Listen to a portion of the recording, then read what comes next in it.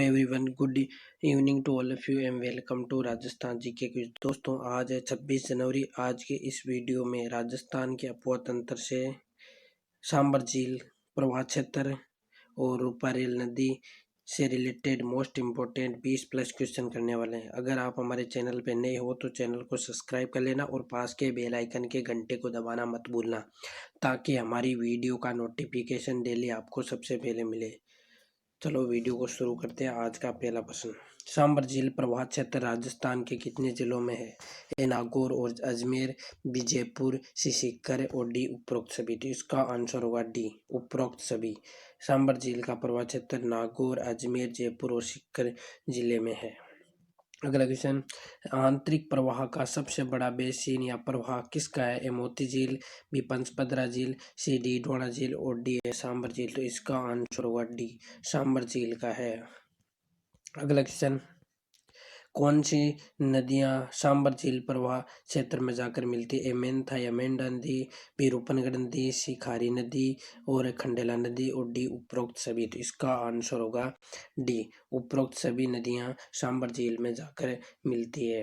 अगला question, Mentha या मेंढा नदी 1 नंबर। मेंथा नदी का उद्गम कहाँ से हुआ? ए सेवर की पहाड़ियों से, बी बेरहाट की पहाड़ियों से और सी खंडेला की पहाड़ियों से और डी हल्देश्वर की पहाड़ियों से। तो इसका आंसर होगा सी खंडेला की पहाड़ियों से मेंथा नदी का उद्गम हुआ था, सीकर से। ठीक है। अगला क्वेश्चन, कौन सी नदी उत्तर पश्चिम की ओर से सांबर झील में मिलती है? ए रूपनगढ़ नदी, बी खंडेला नदी, सी मेंथा नदी और डी है खारी नदी। तो इसका आंसर होगा सी मेंथा नदी उत्तर पश्चिम की ओर से सांबर झील में मिलती है। ठीक है। अगला क्वेश्चन, सांबर झील में सर्वाधिक नमक जमाव किस नदी के कारण होता है? काकनी नदी, बी मेंथा साबी नदी, सी मेंथा नदी और डी है रूपनगढ़ नदी। तो इसका आंसर होगा सी मेंथा नदी सांबर झील में सर्वाधिक नमक जमाव करवाती है। अगला क्वेश्चन, रूपनगढ़ नदी। रूपनगढ़ नदी का उद्गम कहाँ से हुआ? ए पुष्कर अजमेर, बी खंडेला सीकर, सी सांगानेर जयपुर और डी एस सलेमाबाद अजमेर। तो इसका आंसर होगा रूपनगढ़ नदी का उद्गम कहाँ से हुआ? तो इसका आंसर होगा सलेमाबाद अजमेर से रूपनगढ़ नदी का उद्गम हुआ था। अगला क्वेश्चन, दक्षिण की ओर से सांबर झील में कौन सी नदी विलय होती है? ए खारी नदी, बी रूपनगढ़ नदी, सी खंडेला नदी और डी ए रूपारेल नदी। तो इसका आंसर होगा दक्षिण की ओर से सांबर झील में रूपनगढ़ नदी मिलती है। Answer number B. अगला क्वेश्चन, खारी नदी का उद्गम कहाँ से हुआ? A Shri Madhopur Sikar, B Pushkar Ajmer, C Manohar Thana Jaipur और डी ए भैंसरोडगढ़ चित्तौड़गढ़। तो इसका आंसर होगा सी मनोहरपुर थाना यानी जयपुर से खारी नदी का उद्गम हुआ था। अगला क्वेश्चन, खंडेला नदी का उद्गम कहाँ से हुआ?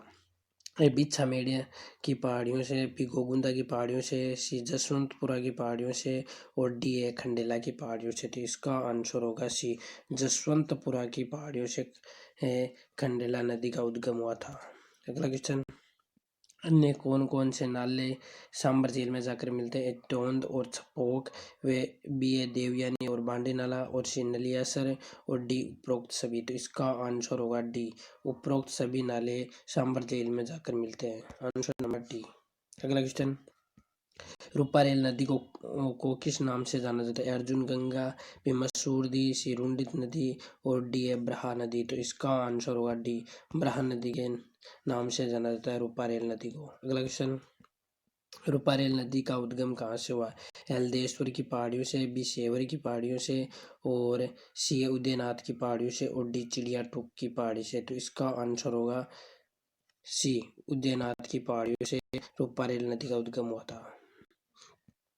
रूपारेल नदी मुख्यतः कहाँ बहती है? अलवर, बी भरतपुर, सी भीलवाड़ा और डी ए वे बी दोनों। तो इसका आंसर होगा डी ए वे बी दोनों। अलवर और भरतपुर में रूपारेल नदी मुख्यतः बहती है। अगला क्वेश्चन, रूपारेल नदी की कुल लंबाई कितनी है? 100 किलोमीटर, बी 150 किलोमीटर, सी 104 किलोमीटर और डी 185 किलोमीटर। तो इसका आंसर होगा सी 104 किलोमीटर बहती है रूपारेल नदी। अगला क्वेश्चन, रूपारेल नदी की कौन कौन सी सहायक नदी है? ए सूकरी, बी शानगंगा, सी नारायणपुरी और डी उपरोक्त सभी। तो इसका आंसर होगा डी उपरोक्त सभी नदियां रूपारेल नदी की सहायक नदियां हैं। अगला क्वेश्चन,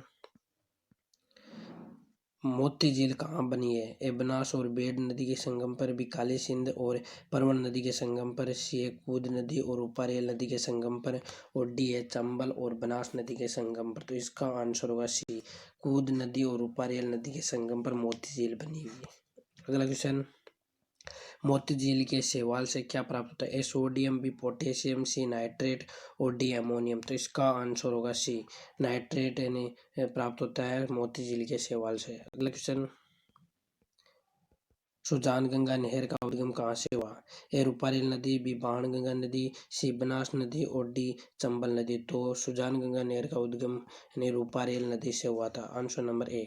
अगला क्वेश्चन, बयाना दुर्ग को जल की आपूर्ति कहाँ से होती है? रूपारेल नदी से, बी सुजान गंगा नहर से, सी इंदिरा गांधी नहर से और डी कुंभाराम लिफ्ट नहर से। तो इसका आंसर होगा बी सुजान गंगा नहर से बयाना दुर्ग को जल की आपूर्ति होती है। अगला क्वेश्चन, रूपारेल नदी कहाँ पर जाकर विलुप्त होती है? ए बटनेर दुर्ग, बी चित्तौड़गढ़ दुर्ग, सी बयाना दुर्ग और डी है सिवाना दुर्ग। तो इसका आंसर होगा सी, बयाना दुर्ग के पास आकर यानी रूपारेल नदी विलुप्त हो जाती है भरतपुर में।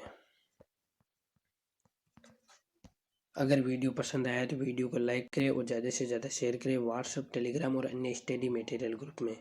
थैंक यू, धन्यवाद।